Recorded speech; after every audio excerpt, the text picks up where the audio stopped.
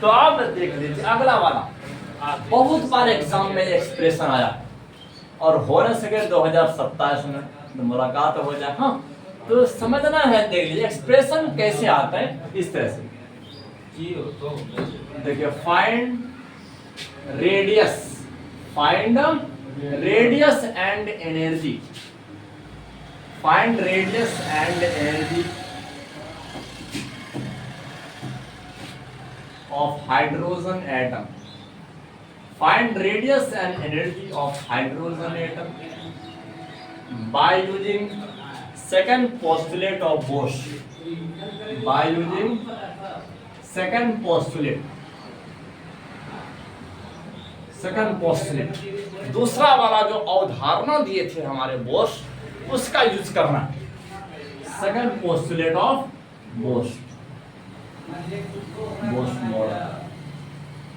देखिए अब जब बोस का जो मॉडल है हाइड्रोजन एटम के बारे में, तो सेकंड पोस्टुलेट को यूज करके क्या निकालना है, रेडियस एंड एनर्जी निकालना है। क्या निकालना है, रेडियस एंड। ध्यान से समझो, कि बहुत अच्छा इंटरेस्टिंग आएगा, देख लीजिए। हाँ, पहले समझ गए होंगे, सर का तो उस साइड भी जाने वाला है कि नहीं, थोड़ा सा लॉन्ग होने वाला है तो आप यहाँ समझना है। तो पहले हम लोग देखिए, तो ये बात जानते हैं, चलो स्टार्ट कर दी, चलो कहानी स्टार्ट हो गया। वी नो दैट, हम लोग क्या जानते हैं, एंगुलर मोमेंटम जो होता है, क्या बात होता है, एमवीआर होता है। क्या होता है, एमवीआर होता है। हाँ, लेकिन सेकंड पोस्टुलेट में क्या बात बताए थे, angular momentum is integral multiple of h बट्टा 2 यह बात बताए थे, यही ना बात बताए थे। हाँ, समझ रहे हैं बात को। अच्छा, अब हमको यह बात एक और पूछना है, एम भी बराबर क्या लिख सकते हैं, बोल दीजिए। एम भी बराबर क्या लिख सकते हैं, एन एच बट्टा 2 पाई आर लिख सकते हैं, कि नहीं। एम भी बराबर डिग्री इस प्रकार से। अच्छा, तो समझना, रेडियस ना निकालना है, पिछला वाला। अच्छा, देख लीजिए कि एक बात और जानते हैं कि व्हेन इलेक्ट्रॉन, समझ रहे हैं बात को, देख लीजिए व्हेन इलेक्ट्रॉन, देखिए when electron revolve in orbit, समझना है, रिवॉल्व इन ऑर्बिट। जब इलेक्ट्रॉन समझ ऑर्बिट में रिवॉल्व करता है तो क्या बताए थे, उसका जो सेंट्रीपिटल फोर्स होता है, तो वो इलेक्ट्रोस्टैटिक फोर्स के इक्वल होता है कि नहीं। इस प्रकार का बात बता रहे थे कि नहीं, 1/4πε0 इनटू ई स्क्वायर बटा आर स्क्वायर, इस तरह का बात किए थे रे, ध्यान, इस तरह का बात किए थे कि नहीं। जब इलेक्ट्रॉन सर्कुलर रास्ते में घूमता है तो सेंट्रीपिटल वाला जो फोर्स है वो इलेक्ट्रोस्टैटिक फोर्स को बैलेंस करता है कि नहीं। हाँ, हाँ, तो यह इक्वल आता है। अगर वो नहीं रहेगा, तुम लोग देख रहे हो कि आज हमारे प्लैनेट सूरज के चारों ओर जो घूम रहा है, तुम सोचोगे सर आखिर ग्रेविटेशनल वाला फोर्स सूरज क्यों नहीं खींच लेता इसको। अरे कैसे खींच लेगा भाई, सेंट्रीपिटल फोर्स बैलेंस कर रहा है, सेंट्रीपिटल फोर्स। दोनों में से कोई एक फोर्स अगर टूट गया, देख लीजिए, अगर सेंट्रीपिटल फोर्स अगर टूट गया तो प्लैनेट सूरज से जाकर टकरा जाएगा।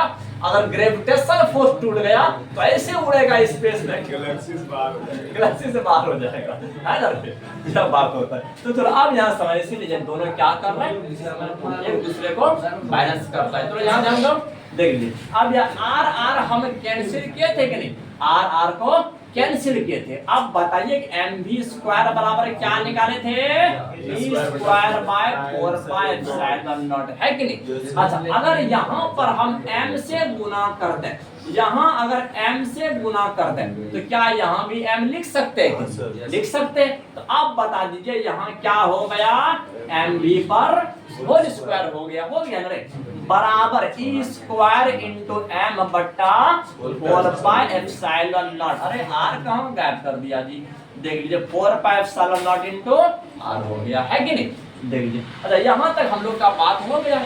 अच्छा, अब हमको एक बात और पूछना है, एम भी का वैल्यू तुरंत अभी क्या निकाले हैं, NH बट्टा 2 पाई आर निकालें। देख लीजिए कि NH बट्टा 2 पाई आर, देख लीजिए NH बाय 2 पाई आर। हाँ, इस पर क्या मार दें, होल स्क्वायर मार देंगे कि नहीं। अच्छा, बराबर क्या हो जाएगा, ई स्क्वायर इंटू एम हो जाएगा बट्टा 4 pi epsilon naught into R हो जाएगा। हाँ, तो समझना है। अच्छा, यहाँ पर हमको यह बात बता दीजिए, आर पर भी स्क्वायर, मतलब इन सब क्वांटिटी पर स्क्वायर है कि नहीं, कि चलो सिर्फ हम आर स्क्वायर को बाहर निकालते हैं, तो सिर्फ आर स्क्वायर को बाहर निकालते हैं, बाकी सबको डिस्टर्ब नहीं करेंगे। देख लीजिए कि NH बाय 2 पाई पर होल स्क्वायर, समझना है बात को, ई स्क्वायर इंटू एम बट्टा 4 pi epsilon naught into R. तो समझना है, आर आर क्या हो गया, कैंसिल हो गया, समझना है।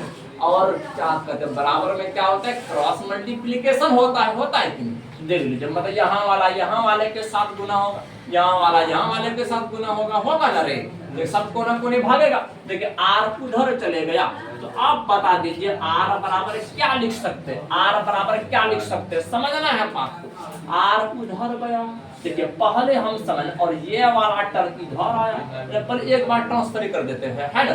देखिए अरे आर बराबर समझना है, देखिए 4 पाई एप्सिलॉन नॉट उधर गया कि नहीं, और उसके नीचे में समझना है क्या आ गया बच्चों, ई स्क्वायर आ गया कि नहीं। अच्छा देख लीजिए, अच्छा आप बताइए, हाँ यहाँ पर n पर भी स्क्वायर है कि नहीं। अरे यहाँ समझ लीजिए बच्चों, टाइम कम है, यहाँ ध्यान दो। देखिए यहाँ पर n पर स्क्वायर है कि नहीं, n पर स्क्वायर है, तो लिख दिए कि n पर स्क्वायर बट्टा इधर से कौन आया, m आया, m आ गया, देख लीजिए। अच्छा अब इसके बाद समझ, इस h पर भी स्क्वायर है कि नहीं, h पर भी स्क्वायर है, तो h पर भी स्क्वायर है और 2 पाई पर भी स्क्वायर है, इसको ऐसे लिख सकते हैं कि नहीं। बिल्कुल याद रखना बच्चों, तारीख गवाह है, रेडियस का फॉर्मूला यही होता है ना पढ़ा सर। बोले सर क्या आप कर रहे हैं, इतना लंबा लंबा फॉर्मूला निकाल करके, तो समझना है। और स्क्वायर को नीचे करता है, देखिए चलो नीचे हो गया। हाँ देखिए, तुम बच्चों इन सब का वैल्यू अगर पुट करोगे ना, बहुत छोटा है, बहुत छोटा। हाँ देख लीजिए, तो समझ क्या कहते हैं, जितना भी इलेक्ट्रॉन पर चार्ज है, मास ऑफ इलेक्ट्रॉन, इन सबको वैल्यू पुट करोगे, और क्या कहते हैं नंबर ऑफ इलेक्ट्रॉन को पुट करोगे। हाँ तो इन सब क्या कहते हैं, हाँ तो इसमें हम स्मॉल है दिखाते हैं, प्लस कांस्टेंट को दिखाते हैं, इसका वैल्यू तो 6.626। अच्छा अब हमको यह बात बता दीजिए, अगर एनर्जी को फाइंड करना रहे तो समझना है। देख लीजिए, वी नो दैट, हम लोग एकदम फिर से लिख देते हैं अगेन। अच्छा हमको यह बात बता दीजिए, पिछला वाला जो हमारा स्लाइड तैयार हुआ था पिछला दिन का, उसमें एनर्जी का फॉर्मूला निकाले थे, टोटल एनर्जी का फॉर्मूला, लेकिन पता है कि नहीं, हमको तो पता नहीं चला, याद होगा कि नहीं, कि क्या कहते हैं मुझे, एनर्जी का फॉर्मूला पता है, टोटल एनर्जी का फॉर्मूला क्या निकाले थे सर, माइनस में आया था E square by 8 pi epsilon naught into R, यही आया था, है कि नहीं।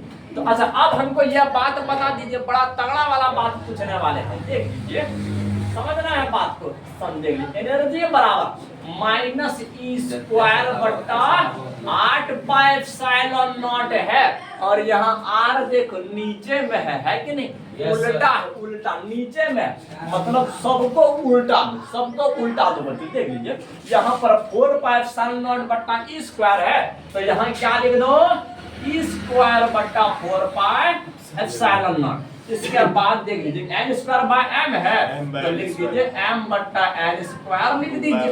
इसके बाद समझना है कि 2 पाई बाय h पर होल स्क्वायर दे दीजिए, ये आपका एनर्जी निकल गया। अब देखो कि जो कटिंग हो रहा है उसको कटिंग कर देते हैं, है कि नहीं। अच्छा यहाँ समझना है, देख लीजिए 2 दूना 4 हो गया और 4 खत्म। देखिए अब इसके बाद ये पाई पर स्क्वायर है, ये भी खत्म, 2 दूना 4 हुआ कि नहीं, और ये 4 खत्म हुआ, है कि नहीं। अब पाई पर स्क्वायर है, तो 1 पाई यहाँ है, 1 पाई यहाँ, खत्म हो गया कि नहीं। अच्छा अब बताइए कि क्या क्या बचा हुआ है, समझ रहे हैं आप, माइनस m बचा हुआ है, और e पर पावर 2 2 4 हो गया ना रे। देखो 2 2 4 हो गया क्योंकि हम लोग जानते हैं बेस समान रहे तो पावर को ऐड किया जाता है।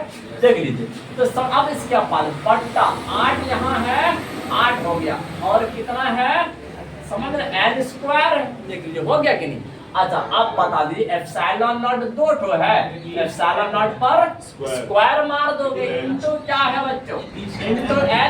ये बात याद रखना है, ये एनर्जी का फॉर्मूला है, ये इसका फॉर्मूला है। तो एनर्जी का ही निकला था। क्या चीज?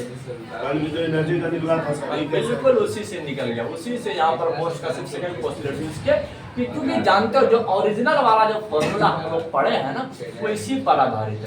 अगर तुम यहाँ पर सबका वैल्यू अगर पुट कर देते हो, सबका वैल्यू मतलब मास ऑफ इलेक्ट्रॉन को अगर तुम पुट कर देते हो, देख लीजिए 9.1 × 10 to the power minus 31 kg, देख लीजिए -31 के अगर पुट कर देते हो, इसके बाद चार्ज ऑफ इलेक्ट्रॉन को अगर तुम पुट कर देते हो 1.6 × 10 टू द पावर -19 और ये भी पुट कर देते हो, इसके बाद अगर ये 8 को पुट दिया एप्सिलॉन नॉट का वैल्यू कर पुट कर देते हो 8.85 कहां पर h स्क्वायर